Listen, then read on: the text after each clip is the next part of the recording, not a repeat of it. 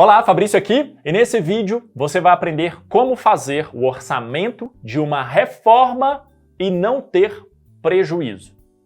Só que primeiro eu preciso contextualizar que a grande maioria de engenheiros e arquitetos acha que fazer reforma é mais fácil. Então, principalmente os recém-formados falam assim, eu vou atuar no nicho de reformas porque reforma é mais fácil de fazer, é o nicho mais fácil de entrar.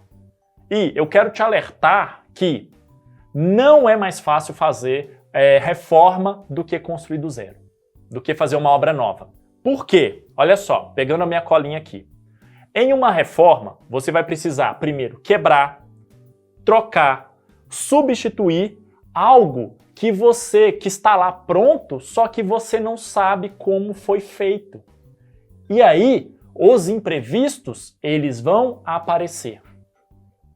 Então, de cara, eu quero que você entenda que reformar dá mais trabalho do que fazer do zero, do que fazer uma obra nova. E aí, se você não fizer o orçamento dessa reforma muito bem feito, você vai ter prejuízo. O tipo de obra mais fácil para um engenheiro ou arquiteto ter prejuízo é reforma. Porque se você não souber fazer esse orçamento bem feito, cara, qualquer imprevistozinho leva o seu lucro. E aí você vai estar trabalhando de graça. E aí você vai estar trabalhando no 0 a 0. Ou você vai estar pagando para trabalhar. Ou seja, prejuízo. Então olha só, qual que é a solução? Como que você então tem que fazer o orçamento de uma reforma e não ter prejuízo? Vamos lá então. Primeira coisa que você tem que entender é jamais faça o orçamento de uma reforma por preço global.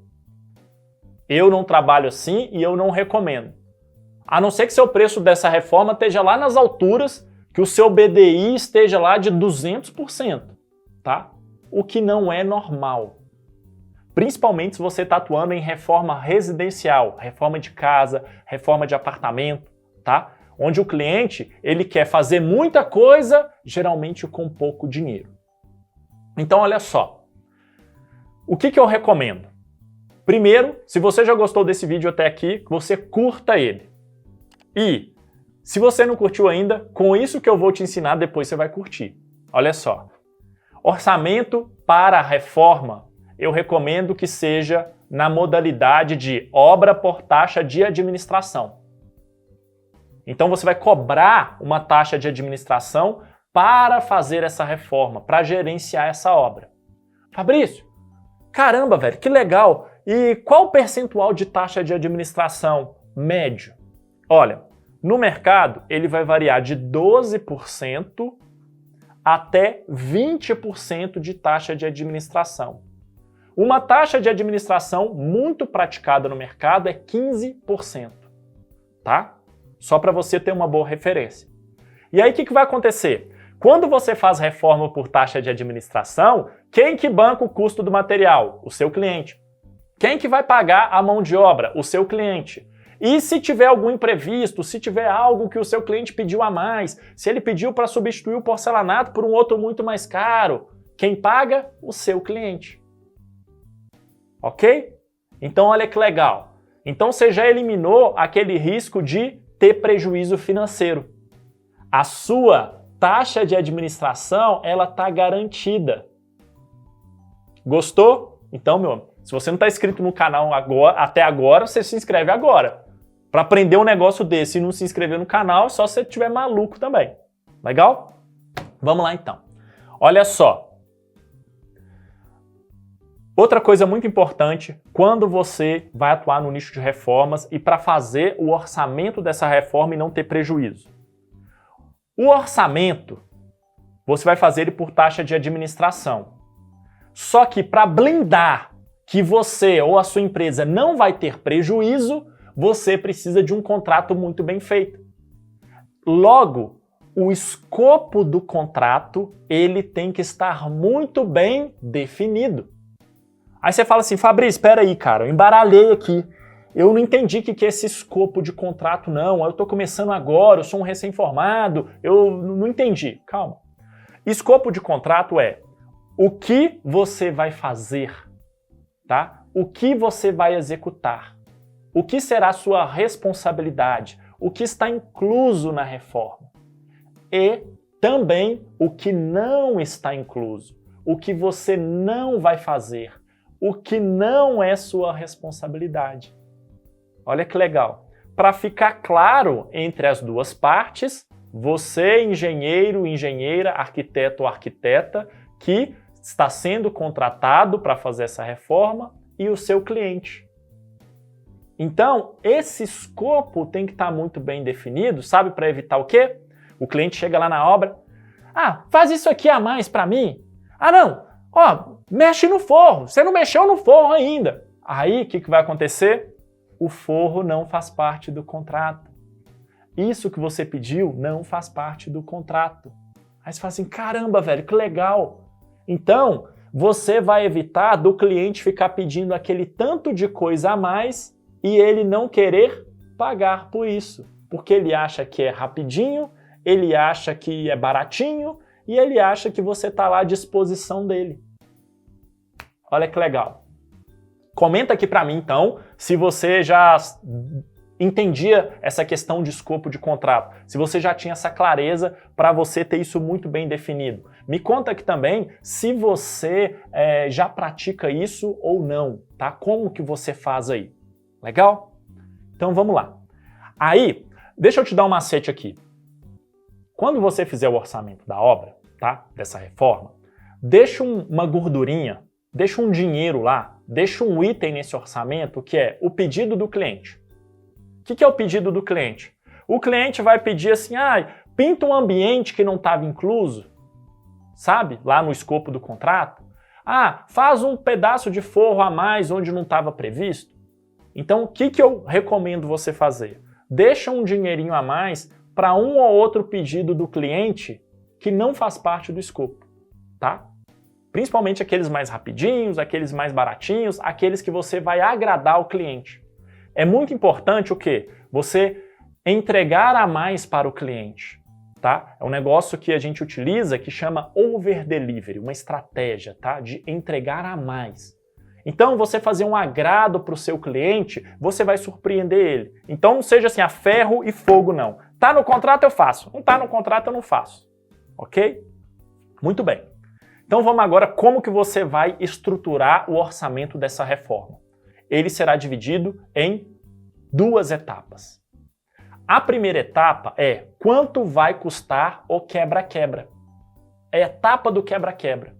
Então quanto vai custar para derrubar a parede? Quanto vai custar para arrancar o forro? Quanto vai custar para arrancar a cerâmica que vai depois colocar porcelanato? Quanto vai custar, sei lá, para arrancar a bancada? Toda a parte de demolição, quebra-quebra, tira, arranca e tudo mais.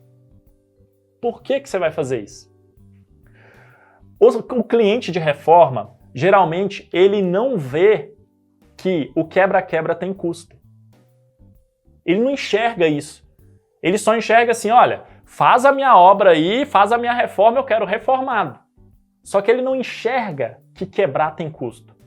Exemplo, ele não enxerga que para quebrar essa parede aqui, tem que ter um servente, um ajudante, tá?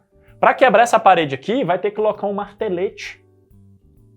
Para quebrar essa parede aqui, vai ter tempo para descer com entulho, por exemplo, se for um prédio.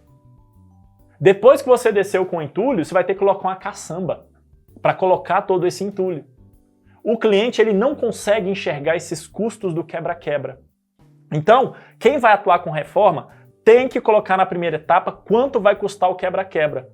Para o cliente olhar e falar assim, meu Deus, eu não imaginava que era tanta coisa, eu não imaginava que envolvia tudo isso para quebrar.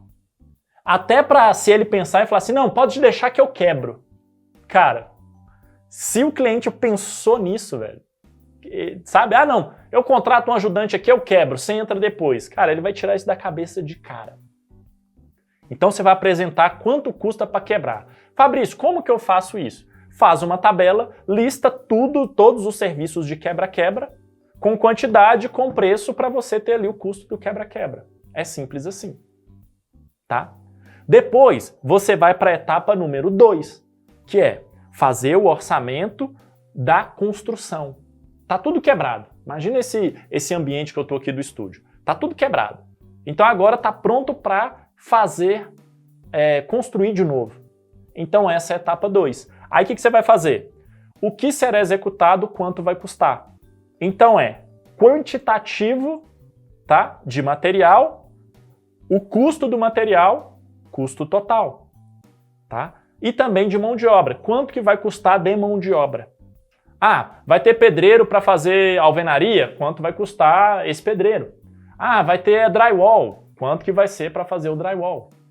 Ah, tem um pedreiro de acabamento para assentar porcelanato, para assentar azulejo e tudo mais. Quanto que vai custar?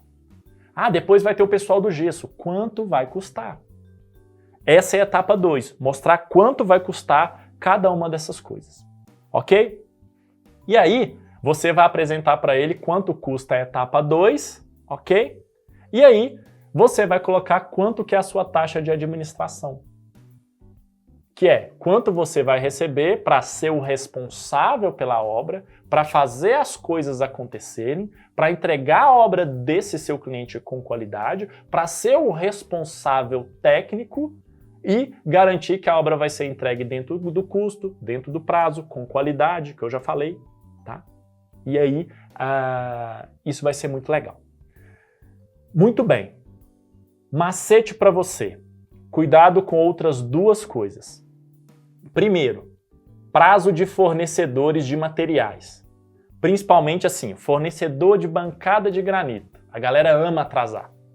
Fornecedor de móveis planejados. A galera ama atrasar e eles amam pedir 60 dias.